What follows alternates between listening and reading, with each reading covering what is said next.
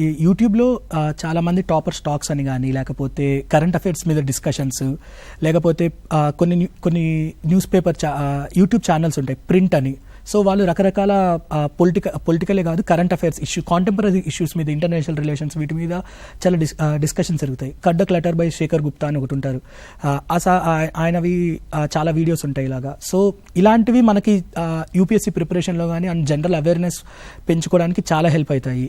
And environment కోసం down to earth అని చెప్పి ఒక ఛానల్ ఉంటుంది. సో ఆ ఛానల్లో కూడా అప్పుడప్పుడు వీడియోలు చూసేవాడిని నేను.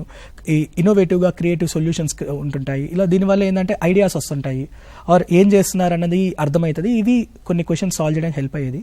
అలాంగ్ విత్ దట్ టెక్నాలజీ అనేది ఇక్కడ మెయిన్గా నాకు నోట్ మేకింగ్లో హెల్ప్ అయింది. Most of my notes is in digital format, especially GS కోసము చేసుకున్నది. నేను ఎవర్ నోట్ అనే అప్లికేషన్ వాడాను. సో ఇలా టెక్నాలజీని వాడుకోవచ్చు మనం. అండ్ ఇంటర్నెట్లో వాడి చాలామంది టాపర్స్ బ్లాగ్స్ చూశాను, వేరస్ కొత్త విషయాలు ఆర్టికల్స్ చదవడం ఇలాంటివి చేశాను. ఖచ్చితంగా సోషల్ మీడియా వాడాను అప్పుడప్పుడు నేను కూడా. సో యూట్యూబ్లో కొన్ని చూడడము. But I use to put set some timers. And especially exam దగ్గరకు వచ్చేసరికి ఏమైందంటే నేను యాప్స్ డిలీట్ చేసేసేవాడిని కంప్లీట్లీ.